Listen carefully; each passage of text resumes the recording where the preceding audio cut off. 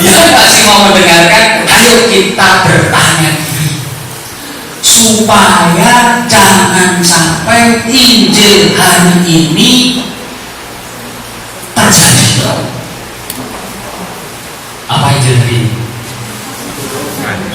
2 anak cukup, tapi ya 2 anak cukup. Kepada anak yang pertama, ya Bapak, setelah dia mengungkapkan kerjaan hari ini kan, ya Bapak, tapi tidak dilakukan.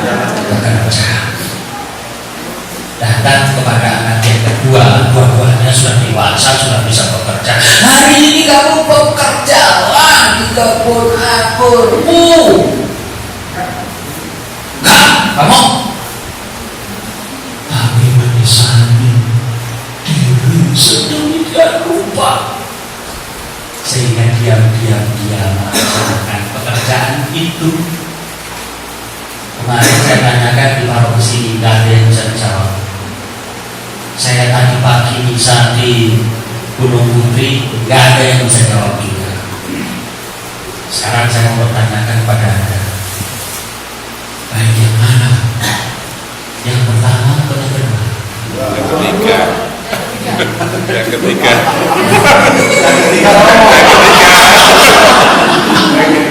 Ya kan? Ternyata ada sama dengan pertumbuhan cukai kan? Pelacur saya dan Yesus ya, yang menjawab yang lebih baik, yang kedua itu kan tapi ya iya.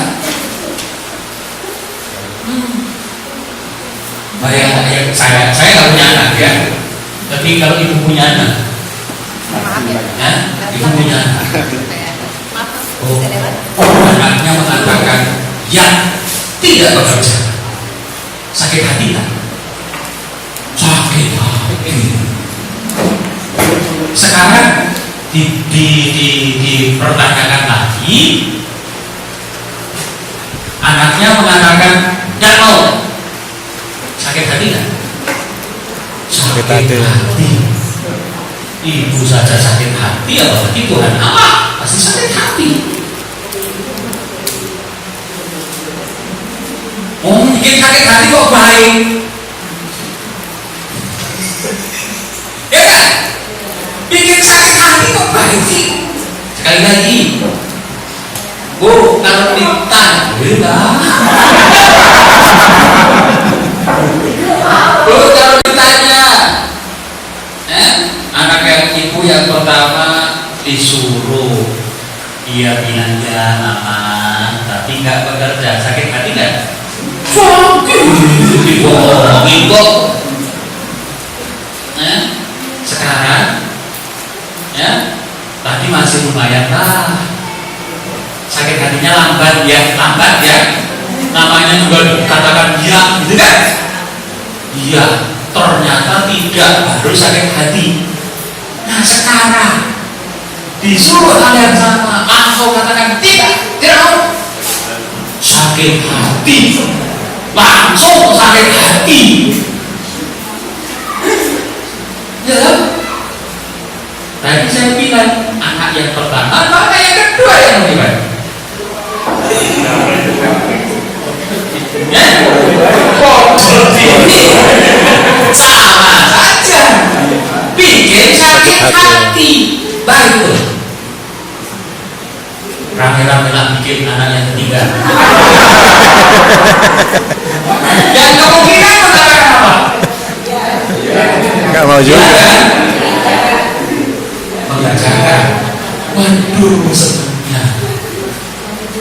Tapi kalau itu tidak terjadi, Sakit hati lagi. ya bikin anak yang keempat. Apa katanya? Kalau itu tidak terjadi, jangan-jangan anak yang ketiga mengatakan tidak, dan tidak juga mengerjakan. Ya, anak yang keempat ada kemungkinan apa? Ya, dan mengerjakan. Baru sampai ke anak yang keempat, Yang pertama mengecewakan, yang kedua mengecewakan, yang ketiga mengecewakan, sangat mengecewakan, dan keempat.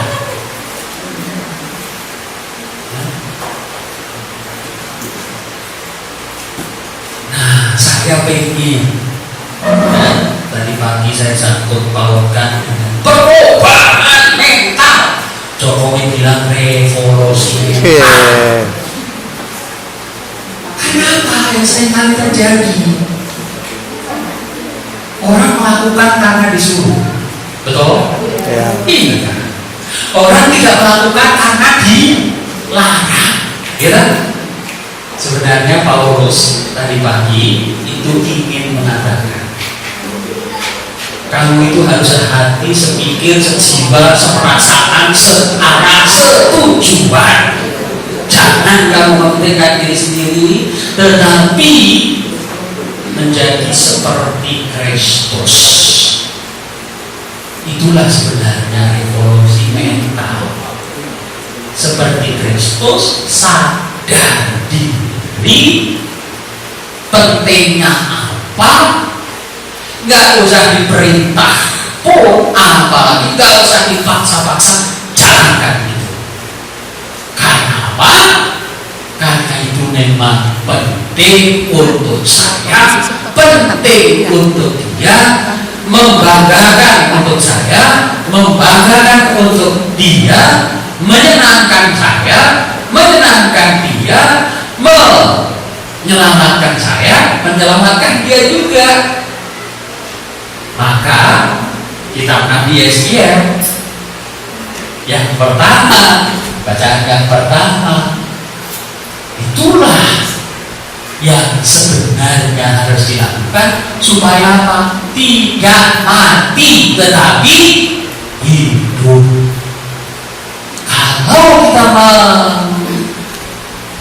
melaksanakan yang baik tanpa harus dipaksa, dan kita tidak melakukan yang jahat tanpa harus dilarang, tapi dengan hati nurani yang terdalam, di sanalah terjadi hidup, di sanalah terjadi kehidupan dan tidak mati. Dan itu adalah inti dari apa yang ingin saya ungkapkan di dalam slide berikut. Mari kita lihat yang pertama.